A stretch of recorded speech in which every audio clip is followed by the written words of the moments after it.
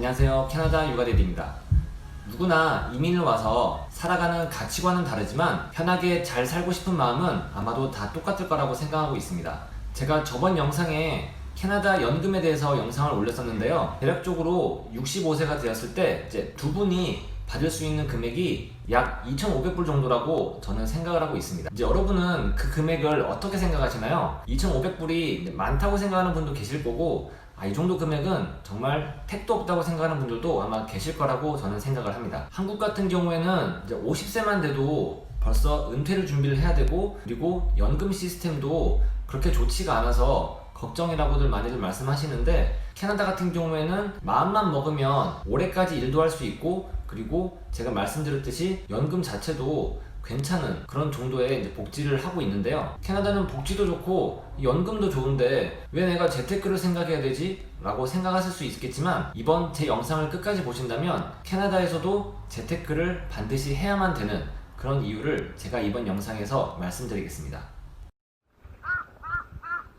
현재 기준으로 평균 2인이 받을 수 있는 연금은 약 2,500불이라고 제가 말씀드렸는데요. 지금 저처럼 곧 40대인 사람, 아니면 50대, 60대 각각 나이가 다르겠지만 연금을 받을 그 때가 되면 아마 금액은 물가 상승률만큼 달라질 거라고 생각을 하는데요. 미래에 얼마나 받을지 가늠을 할 수가 없기 때문에 이번 영상에서는 지금 현재 받고 있는 2,500불을 기준으로 한번 설명을 해보겠습니다. 이제 65세 이후에 어떠한 삶을 여러분들이 사실지는 저는 대략적으로 이제 두 가지로 나눠봤는데요. 이제 첫 번째는 모기지가 없는 집을 가지고 있느냐, 두 번째는 집은 있지만 아직 모기지가 남으신 분들, 아니면 렌트를 살고 계시는 분들, 이제 크게 두 부류로 나눠서 제가 한번 설명을 해보겠습니다. 모든 분들의 바람이겠지만 65세 이후에 일을 안 하고 연금만으로 살 수 있다면 그거는 가장 좋은 케이스라고 저는 생각을 합니다. 굳이 돈 때문 아니라 삶을 좀 더 의욕적으로 살기 위해서 일을 나가시는 분들도 계실 거예요. 하지만 그런 분들이 과연 얼마나 많이 있을까요? 그런 분들은 개인적으로 정말 소수라고 생각을 하고, 대부분은 65세 이후에도 일을 하는 목적은 돈이 필요해서 라고 저는 생각을 하고 있습니다. 제가 생각하는 가장 중요한 포인트는 65세 이후가 됐을 때 모기지가 없는 정말 순수한 내 집이 있냐 없냐가 큰 성패를 좌우할 것으로 생각을 하고 있습니다. 제가 여기서 다시 한번 상황을 두 가지로 나눠보겠습니다. 첫 번째는 집이 현재 없으신 분들, 즉 렌트를 살고 계신 분도 계실 거고요.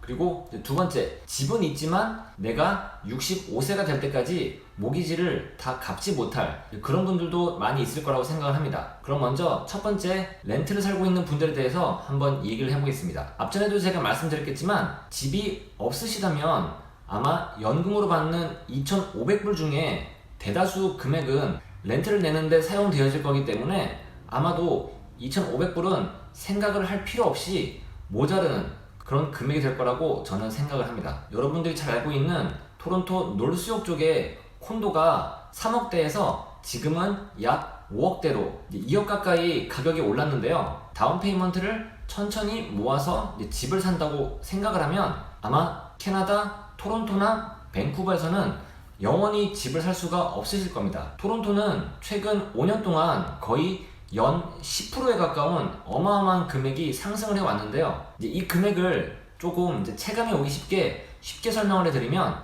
매년 약 45,000불이 상승을 했고요. 그거를 월로 나누면 약 3,800불, 3,800불이라는 어마어마한 금액이 매월 이렇게 오르고 있다고 생각하시면 이해하기 쉬우실 것 같아요. 즉, 월 3,800불 이상 돈을 모으지 못하는 분들은 정말 하루빨리라도 집을 장만을 하시는 게 장래 노후에 있어서 여러분들에게 가장 큰 자산이 되지 않을까라고 저는 그렇게 생각을 하고 있습니다. 그러면 이런 질문들을 할 수가 있어요.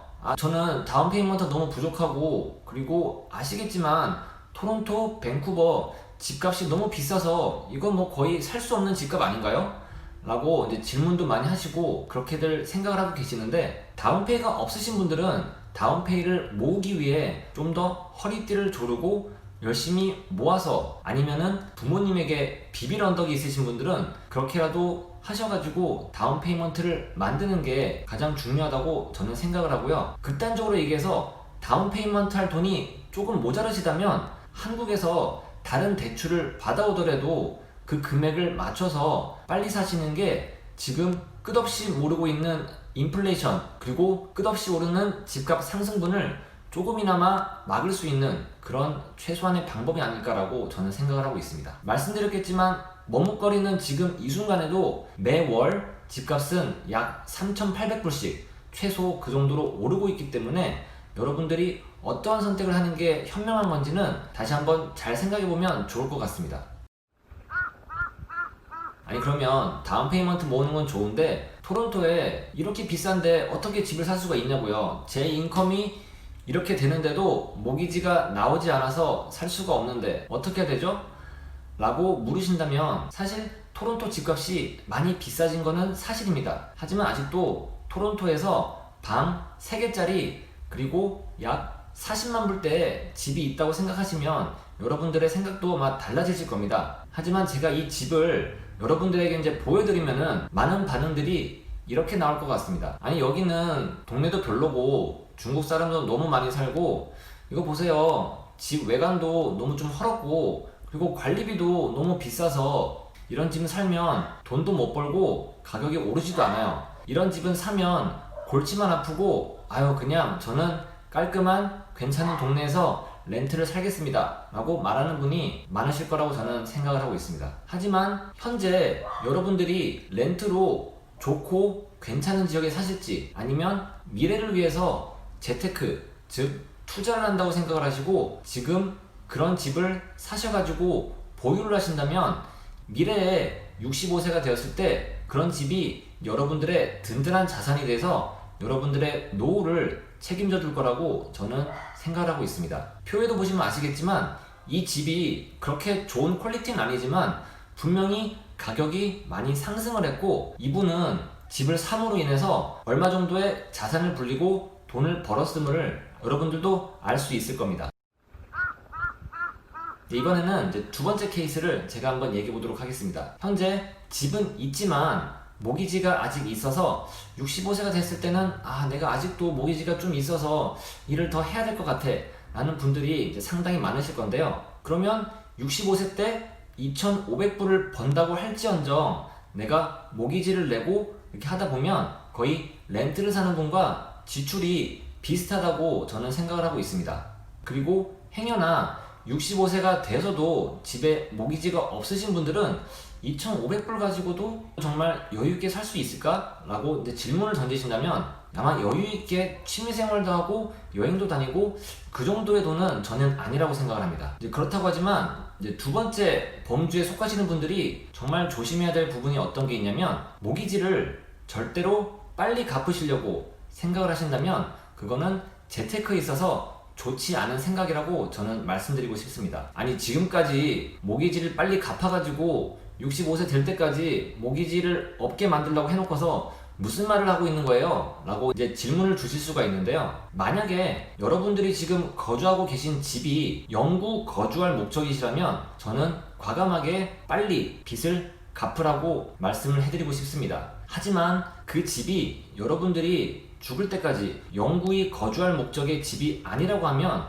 그 집에 굳이 내가 빨리 모기지를 갚아야 될 필요성이 전혀 없다는 거죠. 아니 무슨 소리를 하는 거야. 모기지를 빨리 갚아야지 이자가 줄어들고 내 노후의 준비가 되는 건데 왜 계속 늦게 갚아라고 하는 건지 이해가 안 되시는 분들은 제가 다시 한번 설명을 해드리겠습니다. 현재 집에 살고 계시다가 대부분은 나중에 작은 집으로 다운사이징을 해서 이사를 나가게 되실 건데요. 그렇기 때문에 현재 지금 살고 있는 집에 굳이 무리해서 대출금을 빨리 갚으려고 노력을 할 필요가 없다는 겁니다. 이 집에 대한 밸류는 점차적으로 올라갈 것이고 그리고 나중에 이사를 갈 때 결국에는 이 집의 자산이 이 다운사이징을 할 작은 집보다 더 많은 금액을 가지고 있고 그리고 이 집을 팔고 이제 이사를 갔을 때 그때는 이 집에 대한 모기지가 없이 전액 현금으로 사실 수가 있으실 거고요. 게다가 플러스로 약간의 현금까지 줄 수 있는 이제 그런 코스를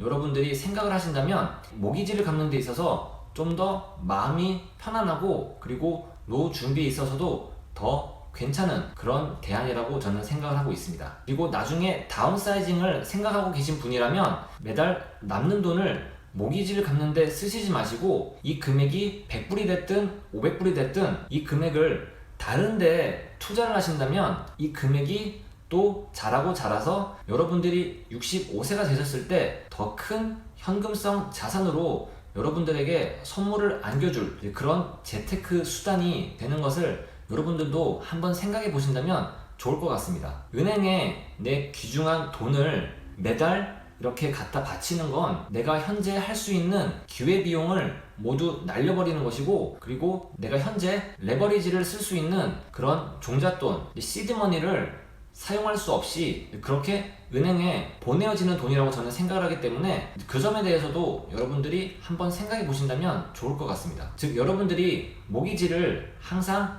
갚아야 되는 돈, 나는 모기지 때문에 정말 스트레스 받아서 빨리 갚아서 없애버리고 싶어 라고 생각하지 마시고, 모기지는 내가 평생 동안 같이 가는 친구, 그런 동반자 정도로 생각하고 최대한 이거를 내가 늦게 갚아야지 생각을 하신다면 여러분들의 재테크에 조금 더 도움이 되지 않을까 라고 생각을 하고 있습니다. 요즘에 코로나가 점차 장기화되는 조짐을 보이면서 어떤 분들은 조만간 스태그플레이션이 올 수 있다는 그런 예견도 지금 나오고 있는 상태인데요. 스태그플레이션이 올지 안 올지 그건 누구도 모르고, 그리고 설령 스태그플레이션이 왔을 때 집값이 떨어질 수 있다는 그런 예견을 많은 전문가들이 하고 있습니다. 하지만 저의 생각은 집값이 떨어지는 건 단기로 떨어지는 것 뿐이지 여러분들이 65세까지 살고 가지고 있는 그 부동산 자산은 잠깐 떨어질 수는 있겠지만 결국에는 천천히 다시 올라가서 여러분들의 미래, 즉 은퇴 이후의 삶에 가장 큰 도움이 될 거라고 저는 그렇게 생각을 하고 있습니다. 집이라는 거는 가장 기본적인 필수 요소이고, 그리고 재테크의 가장 좋은 수단이라고 저는 생각을 하고 있습니다. 지금 코로나로 인해서 가격이 떨어졌던 부동산이 다시 오르고 있다고 하지만 이게 언제 떨어지고 다시 올라갈지는 그 누구도 알 수가 없습니다. 그렇기 때문에 은퇴를 준비하고 계신 모든 30대, 40대, 50대 모든 분들 역시 이번 코로나 기회 때 또다시 한번 가격이 떨어지는 그런 기회가 온다면 주저없이 거주용, 투자용 집이 아니고요, 거주용 집을 꼭 마련을 하시면 좋을 것 같다는 그런 생각을 저는 하고 있습니다. 네, 이번 영상은 여기까지고요. 제 영상이 마음에 드셨다면 구독과 좋아요 눌러주시면 정말 감사하겠습니다. 다음 시간에 또 뵙겠습니다. 감사합니다.